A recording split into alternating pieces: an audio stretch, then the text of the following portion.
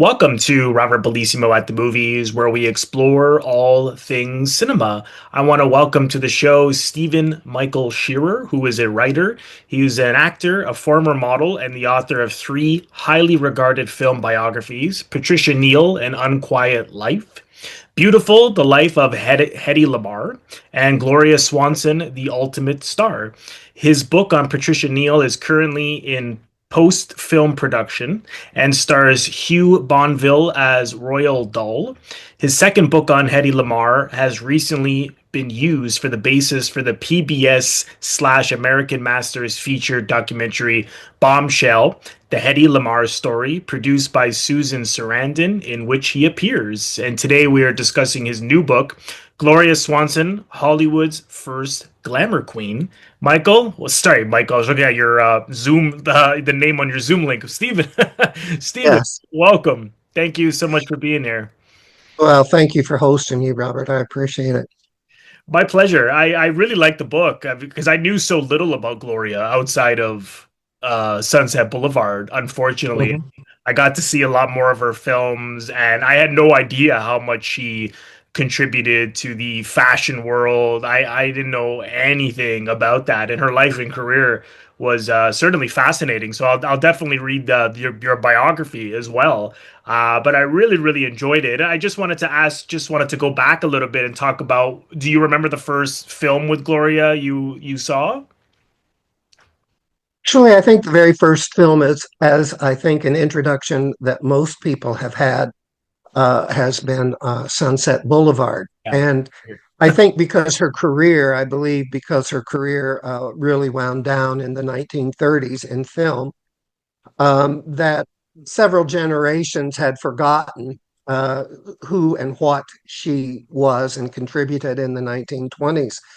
But with Sunset Boulevard, of course, when that came out 75 years ago, that revived her career. People studied that film. It was a landmark motion picture. Won her third Academy Award nomination. The movie still, and even today, is a landmark motion picture directed by Billy Wilder. That, I believe, was the first film that I ever saw Gloria Swanson in. But at a very early age, when I was about 10 years old, I started reading adult biography. I had been gifted a scrapbook of motion picture stars from the late 20s, early 1930s.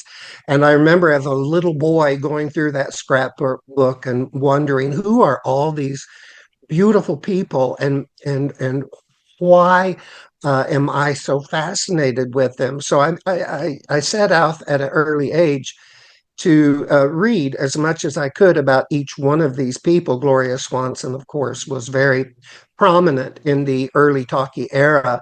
She won her second Academy Award nomination in 1929 for the movie The Trespasser, which was a breakthrough motion picture directed by Edmund Goulding.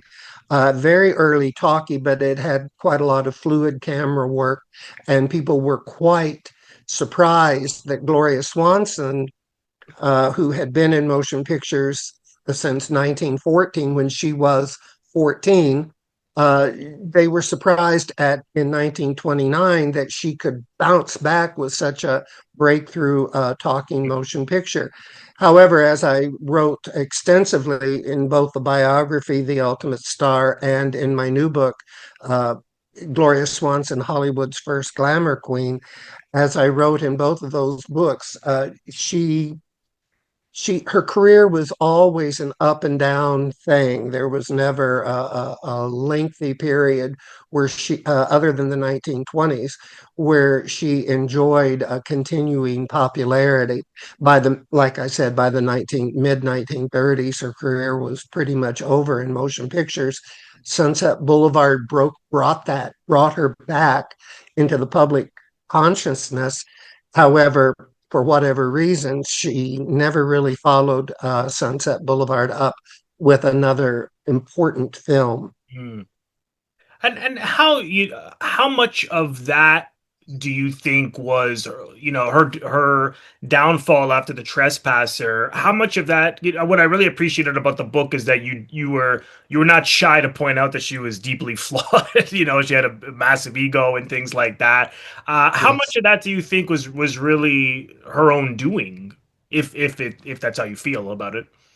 Well, I think, she had no comparisons when she started out in film.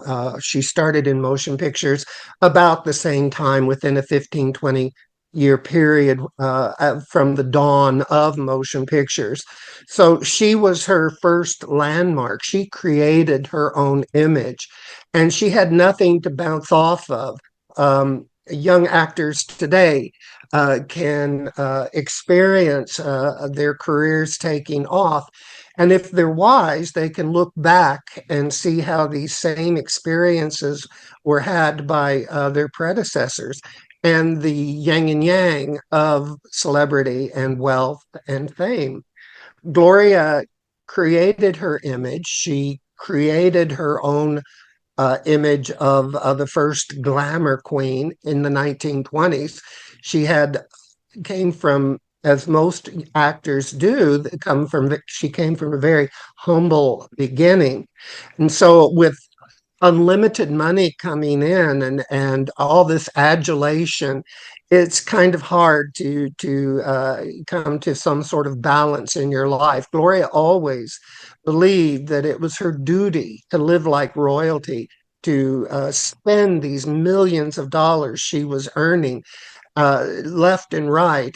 Yes, I didn't mean to diminish her talent, her beauty, her career by suggesting that she was terribly flawed. I think, like anybody in the arts, she was very complicated, Right. and she had, certainly the talent, the beauty, the ability to draw people to her, not only professionally but also personally. There were many qualities about Gloria Swanson that were admirable in some ways. Her children and her grandchildren loved her dearly. So she was quite successful, even though she and her daughters and one son led quite unconventional lives. Gloria was always in the public limelight. And children of celebrity are quite different than you and me. Their parents are very seldom there, and their lives are generally lived out in a goldfish bowl. So you have to realize that she was just different than uh, most of us. And during her period of fame and fortune, was you have to put all that into perspective. When I do my book, when I do my biographies, I have to step back from the present and go back. And I tend to not only look at materials not necessarily related to my subjects, but I look at what was going on in history at that time, where we were as a nation, as a culture, where we were at that time, to kind of understand myself where these subjects were coming from. Gloria led such a remarkable life, and she was, quite a front runner. The reason I wrote Gloria Swanson, Hollywood's first glamour queen, was because most people don't remember that she was known for that. That people through Sunset Boulevard, if they remember her at all, it's through Sunset Boulevard. Through Sunset Boulevard, they realize, oh, she's a former silent movie queen. Yeah. Well, in Gloria's, Norma Desmond was, at least. Gloria Swanson, at least in her own right, racked up a couple of Academy Awards nominations, rather, in the 1920s. She was directed by some of the leading film directors of all time. And her notoriety, as I clearly stated in the coffee table book, Hollywood's First Glamour Queen, what I clearly stated was the fact that most of her reviews referred to her uh, garments, her dresses, her costuming, in this litany of silent movies. Some of them were quite good, certainly Beyond the Rocks, which I recommended to Yeah, you to see, quite right. and a couple of the DeMille films. They are landmark motion pictures. A lot of them were just programmers, but in each and every one of them, it's interesting. The studios knew exactly how to publicize her and exactly how to present her by dressing her in these Mm, outlandish gowns and costumes and jewels, feathers, furs. And because of where our country was at that time in the 1920s, we wanted to see this extravagance. We wanted to see her characters suffer as they're dressed in garments that most normal women would never be able to afford. mm, So there was kind of they knew a formula and they used that formula. And Gloria, of course, was paid quite handsomely. But yes, she was, getting back to your original statement, she was quite complicated. yeah. And her life, I think, is quite fascinating. I think a lot of people don't know the complete background of Gloria Swanson other than her being Norma Desmond in Sunset Boulevard. Mm. And now this is, after writing a biography on Gloria, now writing a book focusing uh on her her own work as a fashion designer and how they, like you said, really marketed the clothes she wore in the films. How did you go about deciding? Because a lot of, there's a number of things in the book about her career and her personal life. How did you go about deciding, what to include and not include by also really making the fashion the center of the book? Well, I think Gloria Swanson, The Ultimate Star, the biography, I think that's pretty much nuts and bolts. I don't go into a lot about the fashion. My publisher wanted a book about Gloria and fashion, so I focused on that aspect of her career, which actually made her career in the 1920s. And it was also something that a lot of people didn't know about. They knew about Sunset Boulevard, they knew about Norma Desmond, they knew about the later Gloria Swanson, who they saw on talk shows, and she did quite a lot of television. And actually, some of her best performances, I have found, I mean, it's subjective, but I believe some of her best acting performances are on a couple of just mid 1960s dramatic shows. She was quite a talented woman, but to decide on how to balance her life and her career, I tried to emphasize what was going on at that time in her life. So it's quite an extensive biography in the coffee table book. Yeah. Plus, at the very back of Hollywood's First Glamour Queen, I was able to, unlike my biography, in the very back of the book, I was able to completely chronologue her career, which I think is important for people who purchase these types of books, want to read about these celebrities and stars. I think it's always necessary to have a career appendix in the book. With my biography, however, I was unable to include that because it would have been another volume.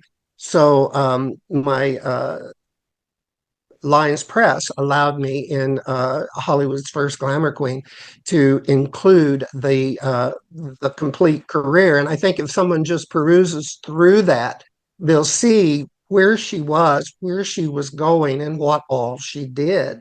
Mhm. To me, it was important to keep the narrative of both books moving so that the reader would turn the page. But I think Gloria's life in particular was so multifaceted, so extraordinary in many, many ways because she did have a very lengthy career.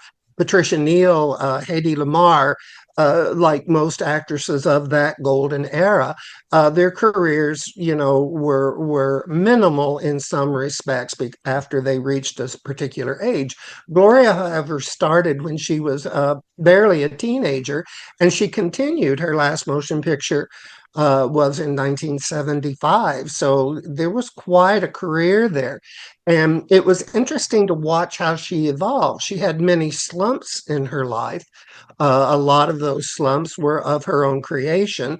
Um, Marrying the wrong men, for instance, living beyond her means, etc. But she also was a very enigmatic person. So I tried to keep that point about her life um, active throughout the whole narrative of both of the books because there's not a chance of boredom with Gloria Swanson's life. There are parts of her career that get quite dull because she wasn't working, Right. but she kept active. She had children to support, and she actually, I think, towards the end of her life, I think she did start realizing a lot of her flights of fancy and started understanding herself exactly the errors and the triumphs that she made. It's interesting. There was a moment in her career when she was barely 25 when she came back from Europe with her Marquis, Henri de la Falaise. She had married in France, and she had made one of the first French American motion pictures, Madame Saint Jean.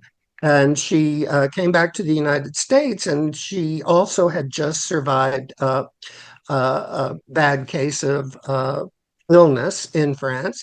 And when she came back, she was at the pinnacle of her career in January, February of 1925. And at that point, she wrote in her own autobiography. She realized that now that she was at the peak, uh, there was only one place to go, and that was down the other side of the mountain. I don't think at the age of 25 a person has that kind of insight Right. to where their life is or where their life has been. And so I questioned that in her both books. I questioned that moment of epiphany that she wrote about in her book. But I think towards the end of her life, she certainly did see what her life had encompassed. And I don't think she had many regrets. She had regrets about love for sure. She was married 6 times and had innumerable romances and lovers.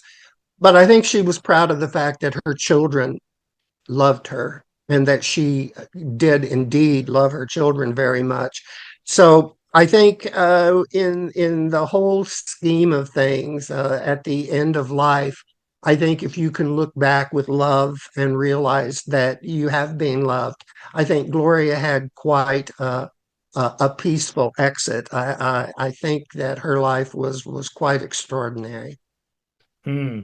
And I found it interesting that she as she got older, she didn't want to play, she didn't want to play a mother. She didn't want to play, anything that was her age, which I find it ironic that she then agreed to do Sunset Boulevard because as you know, so much of that is about her aging. And so do you know what made her say yes to doing that film?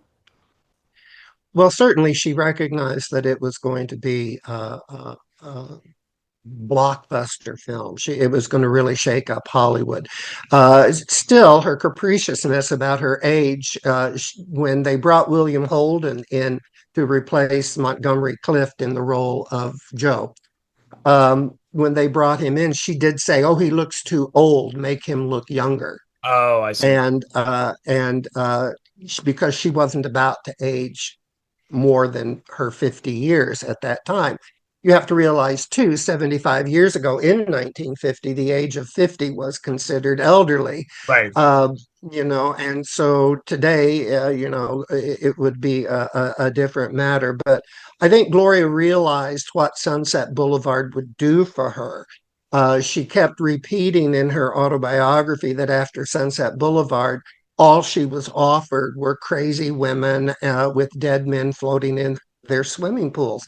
That was not the case at all. Gloria was not an, a well-educated woman. She left school when she was a teenager.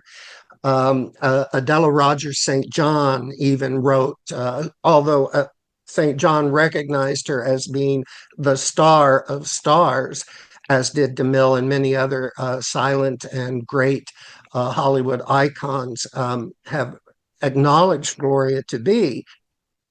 She wasn't well educated. And so when she had the opportunity with one of her lovers, director Mickey Nealon, to go to France in the early 1920s, 1922, I think was the first time she went over there, she was like a sponge. She absorbed the fashion. She absorbed the cuisine, the way to behave, the way to act. She became quite a snob by the time she had married the Marquis.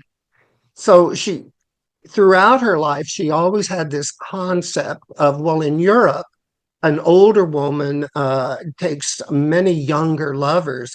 An older woman in France in film is revered, but she failed to realize where her popularity was. It was here in the United States, which even to this day, in many ways, we're still a fairly puritanical nation, and our values are not quite as European as Gloria wanted people to believe. Right. Gloria also was only 4'11", so she, on film she looked mighty, as did Chaplin and Mary Pickford, and they were barely 5 feet tall. But on the screen, they were large images. Gloria was a bit of a scrapper. She wanted people to believe her history. She wanted people to believe whom she believed herself to be. I think we all do in some ways, but Gloria, because of her position, she wanted to maintain that youth. She wanted to maintain the fact that in real life, she did have many younger lovers.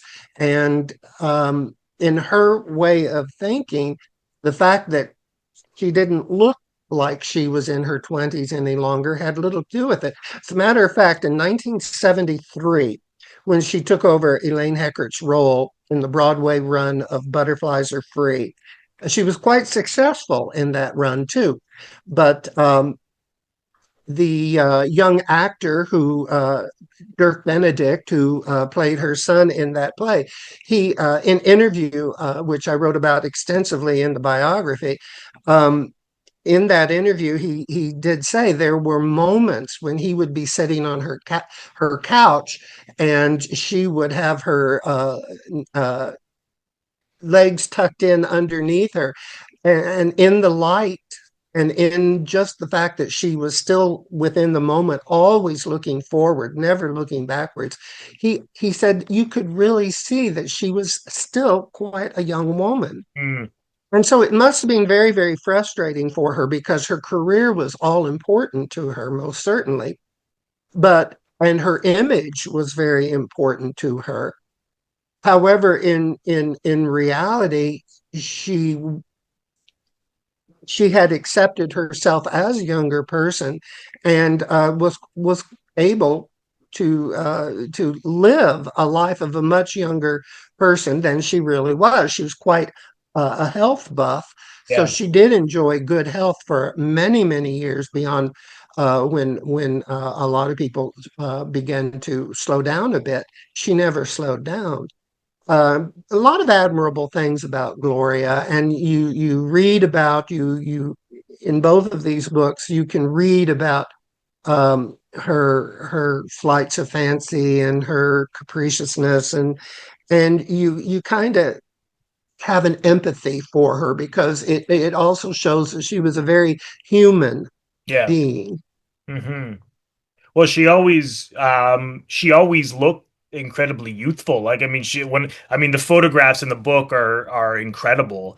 And when you look at her as you get older, and she looked better in some ways. Like, there's that great picture of her in the fur coat towards the back, uh, Yes. from 1974, and I'm like, man, like she looks fantastic. So it's the again, just to comment on the pictures, are sensational. But I also, I couldn't help but wonder if writing the biography and now this book because she had written her own memoir. And of course, your book, is busting some myths she may have made up and things like that. Did you get any pushback from her family? Did anyone ever try to stop you, or what was that like? There were comments because I remember when her book came out, Swanson on Swanson, back in 1980. Like I said, I had started reading biographies 100 years ago. It was one of the best biographies. Her late husband, William Duffy, wrote Lady Sings the Blues, uh, Billie Holiday's Yeah, autobiography. If you read that book, you can hear Billie Holiday's voice. You can hear the rhythm of the way she spoke in real life. When you read Gloria Swanson's book, you can hear Gloria talk as she did on innumerable talk shows that yeah, you can watch on YouTube, yes, as she did in real life. So for years, for almost well, I don't know, 30 years after that book came out, before I wrote my biography on her, that was the accepted fact. But Gloria didn't write that book. William Duffy did, her husband. That was his farewell to Gloria. They divorced shortly after, but it's in her voice, and for years that book was the facts. Well, I think anytime you read an autobiography or a memoir of some sort, um, as a historian, you have to be very, very careful. That's the legend, that's the history that that person wants to leave behind. right, Not that they're lying through their teeth, but right, it's they've written what is important to them and what they want their legacy to be. As a historian, you can go back to main sources. You can go through newspaper clippings. You can interview and read interviews from people who were there when it happened, and go back to the actual source of a spoken myth, if you will, to see exactly where that germinated from and how it has now blown out of proportion. There were people that did not want to give up a lot of that misinformation in her book. There were some people that questioned the fact that she even said a lot of things that she did in her book. But facts are facts, and history is history. I don't find myself a forensic historian, but I think when you are when you're doing a book and you want your book to stand the test of time and be used in other sources of research, I think it's mandatory that you make that book as truthful as possible. I didn't have any qualms about anything that I put in either one of those books because I have backup, and yeah, if these sources are, sometimes that's all you have as a historian is you can only rely on the sources that these came from, and everything in both of my books are highly annotated in the back. So, but no, I think that the facts are facts. They might not always be pleasant. When I start a project, as I'm doing now, I have a couple of new projects. I always find it important to talk to family members, yeah. because that's going to, or at least people who worked, colleagues that had have worked with these subjects.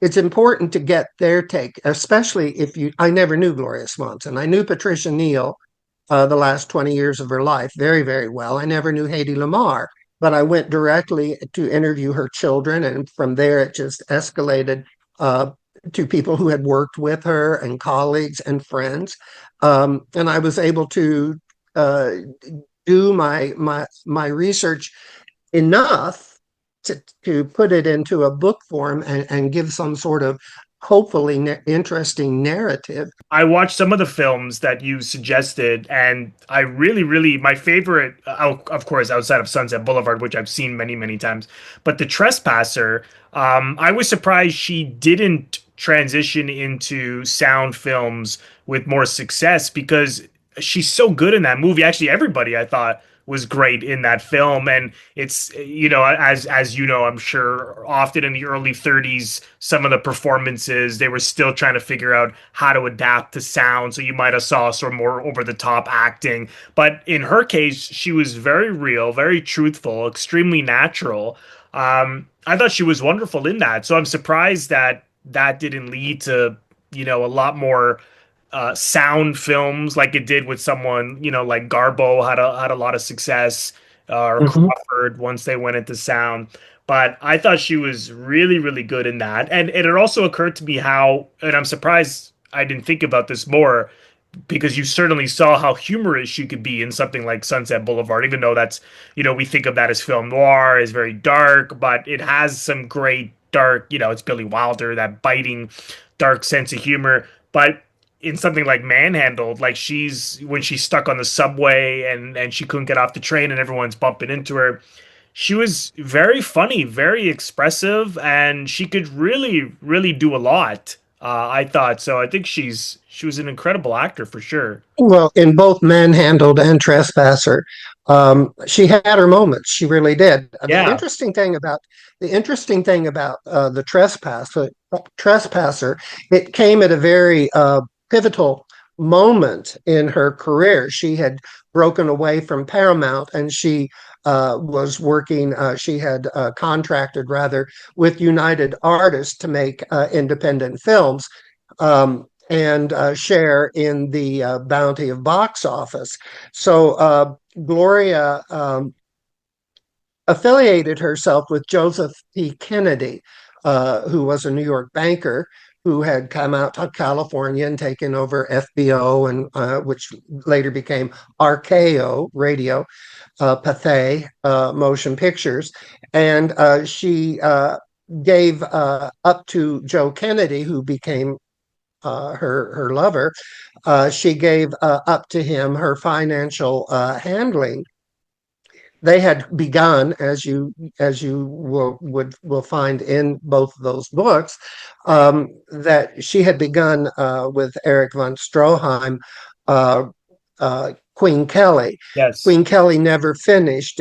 It pretty much bankrupted her, and Joe Kennedy allowed her to quickly get with Edmund Goulding, and they wrote and produced and directed within a 2-month period a complete sound motion picture called The Trespasser. Edmund Goulding was a very influential, very innovative born British director who guided Gloria through her first talkie, which The Trespasser was.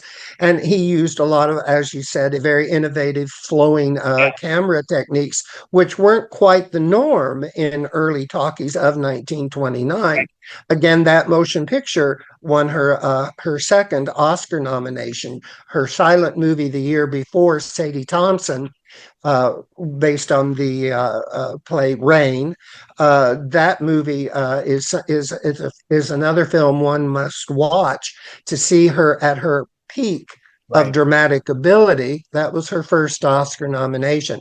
The Trespasser, the second one, and yes, you're right. It should have led to other motion pictures. The thing about Gloria was she wanted to continue making these movies, the movies that she made in the 1920s, where she was the beautiful put upon center of the universe, still decked out in glorious costumes, but the Depression hit. Mm, And by 1930, 1931, people didn't want to see these lighthearted, frothy, frolicky types of movies that she was actually making at that time. They were total, one after another, total box office duds. Nobody, people who could barely put food on their table to feed their family, did not want to see a young woman spending a fortune traveling around the world in these romantic comedies or right. romantic musicals. So the genre of films that she insisted upon and that she would accept were not working for her. Plus the fact that Gloria always had a habit of when she did try to be more youthful, she'd pitch her voice up a little bit higher and try to be coy. It didn't work. Audiences noticed that right off the bat. One of her early talkie films was Indiscretion. And in that particular film, the young actress who played her sister looked more like her daughter than her sister. And audiences and critics made note of that. Gloria was just choosing the wrong vehicles. And as I wrote extensively in the biography and touched upon in the coffee table book, Gloria still thought herself the money was always going to be coming in. She spent frivolously. She lived La Vida Loca in Europe in the 1930s, traveling to Europe quite frequently on any ocean liner she could get on. And the reality of life worldwide at that moment was quite different. Gloria didn't quite understand that. So, through she actually sabotaged a great deal of her career at that time. Trespasser is a wonderful motion picture. Yeah, yeah, I I thought so. totally agree with you. It should have led to other things, but Gloria was in control. Hmm. And like a lot of stars, and I'm not going to name names, but like a lot of stars who leave their mother companies or their mother recording studio companies or whatever, and decide they're going to make it on their own, they know more than the powers that be. Oftentimes they sabotage their careers. Not always, but oftentimes they do. And in Gloria's case, Hmm. this was true. And when her United Artist contract ran out, Irving Thalberg at MGM, Louis B. Mayer at MGM never liked Gloria Swanson, and she had stepped on a lot of toes back in the 1920s with her highbrow hijinks, if you will. But Irving Thalberg thought she still had box office, and he signed her for 2 or 3 years. She drew a weekly check, quite a sizable weekly check. You can look in ads for Metro Goldwyn Mayer. Contemporary ads in the early 1930s. Gloria was always going to be starring in an upcoming MGM movie, one or two with Clark Gable. They were scheduled to do, but she had her issues about certain things. She certainly wanted the best of everything, and she was wanted a say, like she did in the 1920s, a say on how she was presented, and nothing worked. She never made a movie for MGM or Republic Studios or Columbia, and Hmm. she had contracts with both those studios as well. Hmm. It's too bad. Um, but yeah, I agree. I agree. I thought it was a wonderful, wonderful film. And I know we discussed this over email and we've touched on some films, but for audiences who only know Sunset Boulevard, what films would you suggest they see with her? Well, fortunately, about half of her silent motion pictures are still extant. They're still available. A lot of them are on YouTube. A lot of them can be, most of them that are available. Her talkies, for instance, are available on DVD. There's some that you should definitely avoid, but in the silent era, um, she made a motion picture with Rudolph Valentino. She did the Sadie Thompson in 1928. Those two films are readily available. Queen Kelly, even though it was never completed, it has been released on DVD.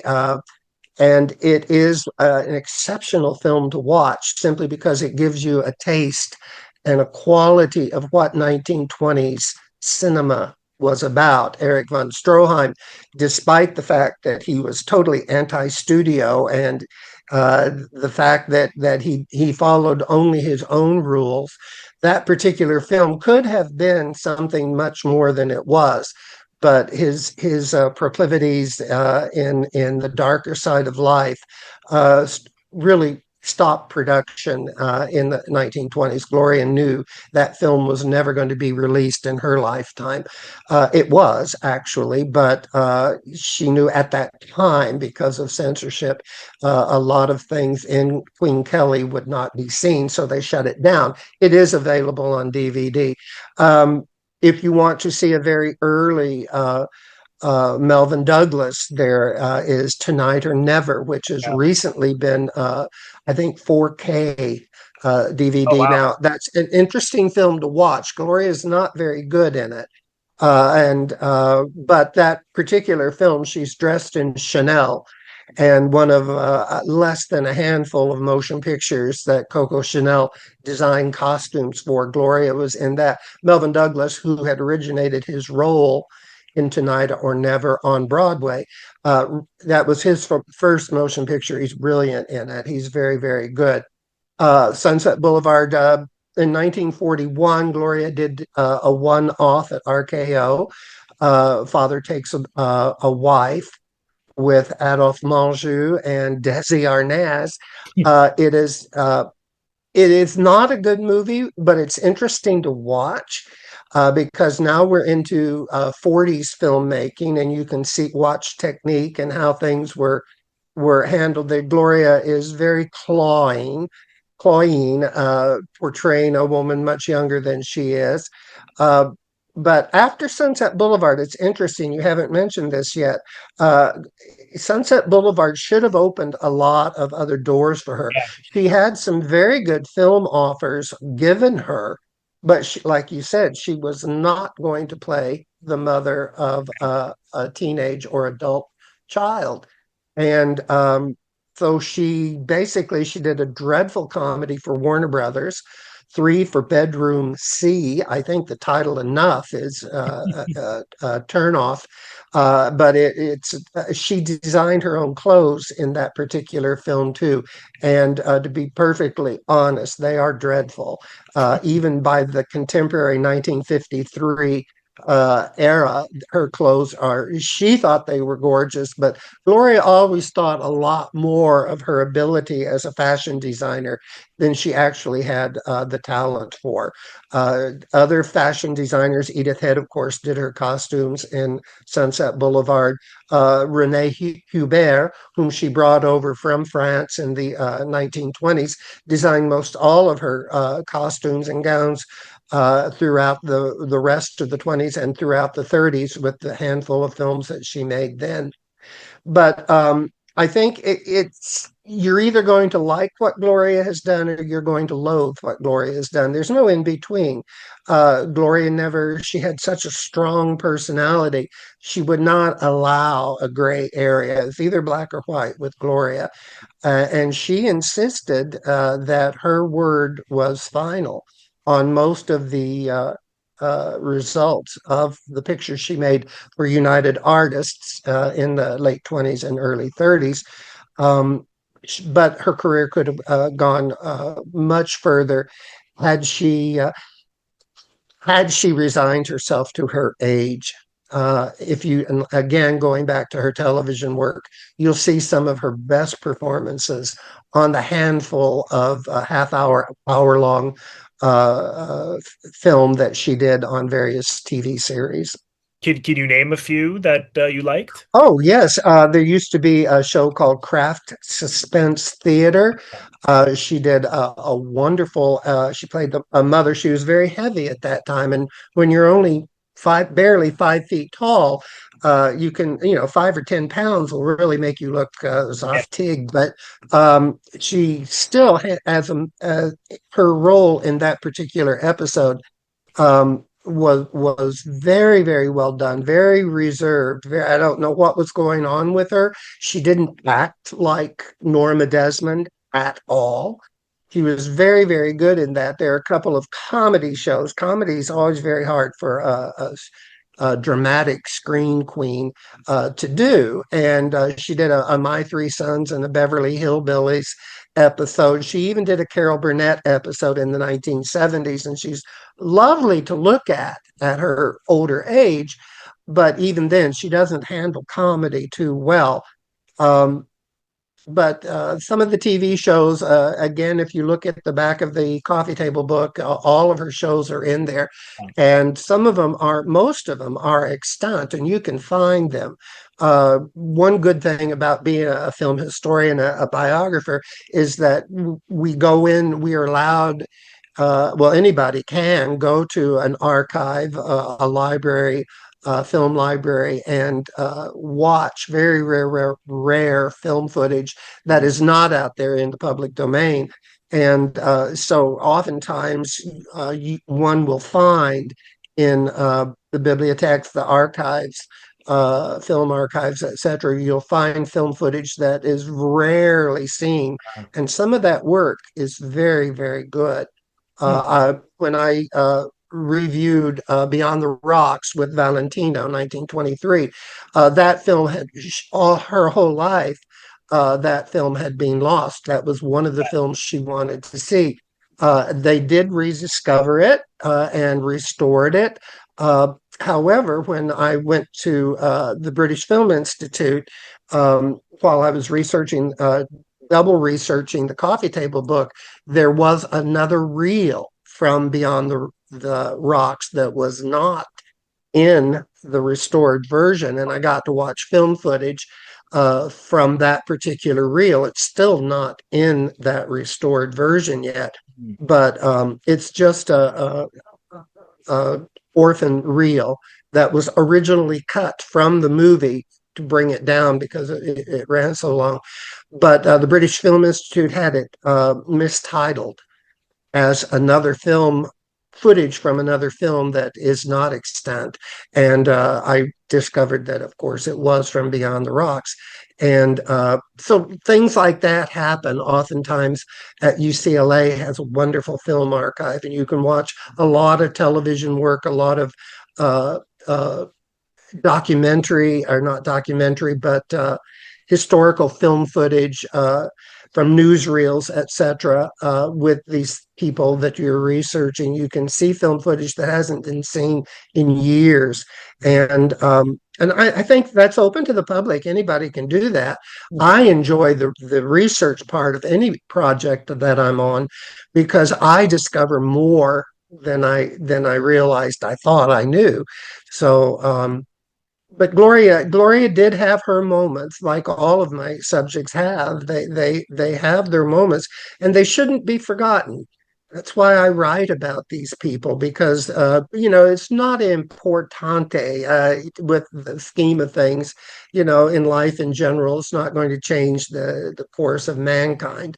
But still, I think years ago, Margaret O'Brien was once a child actress. Margaret O'Brien and I spoke at Brandeis University, and we had to talk to these young film students about motion picture and what our involvement was and is.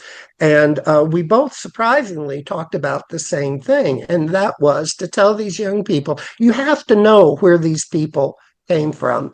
These Gloria was innovative of her time. She was one of the pioneers. She was the first glamour queen.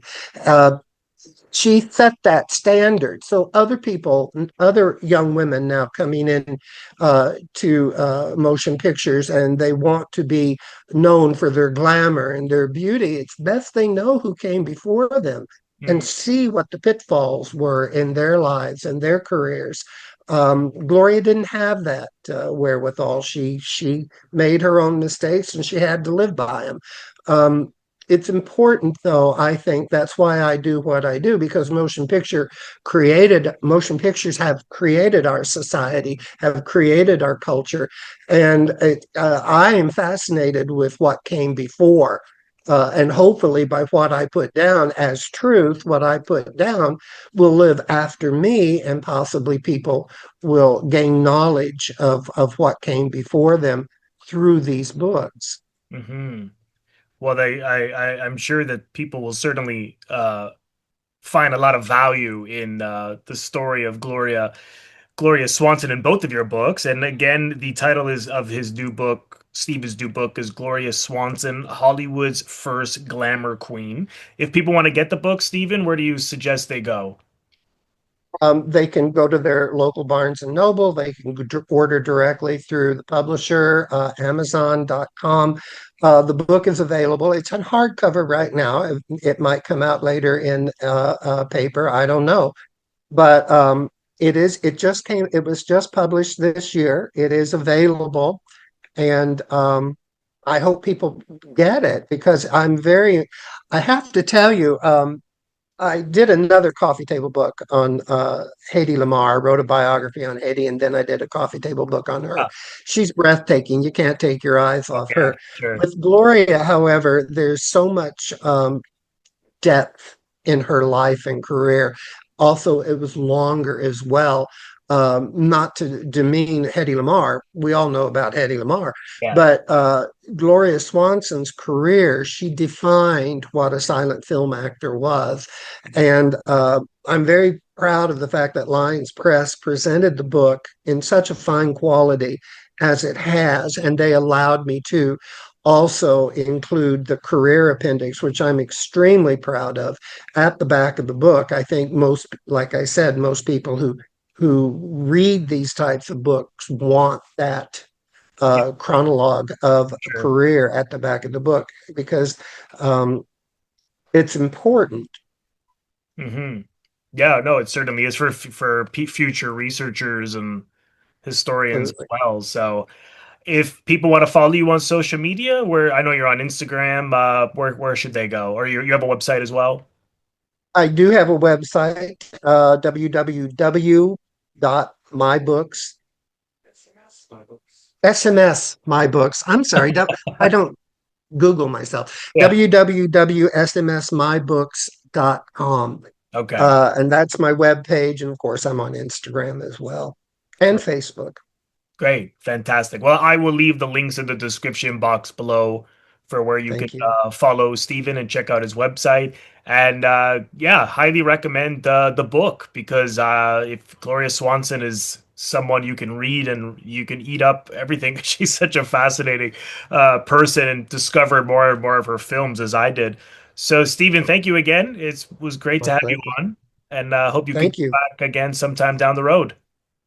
I look forward to it. Thank you very much, Robert. Great. Thank you. And thank you all so much for watching. I want to thank all of my members on Patreon. If you're interested in becoming a member of my Patreon, head over to the link patreon.com/Robert Bellissimo at the movies for full details. You can also leave a donation or what I call a tip by clicking the thanks link, which you will find directly below the video frame. Just click on that and you can leave a donation if you choose to. Of course, I would greatly appreciate that. And lastly, if this is your first time here, please consider subscribing. It is absolutely free to do so. By pressing the Robert Bellissimo at the movie logo, you will see it floating above my head in the top left corner to your top left. In just a second, just click on that. And then click the bell in order to get a notification every time I release one of my new videos. I would also really appreciate if you leave a comment, share the video, like the video. All of these things create traction onto my YouTube channel and really help share the video far and wide and the channel in general. So thank you so much for doing that, and I will see you all in the next one.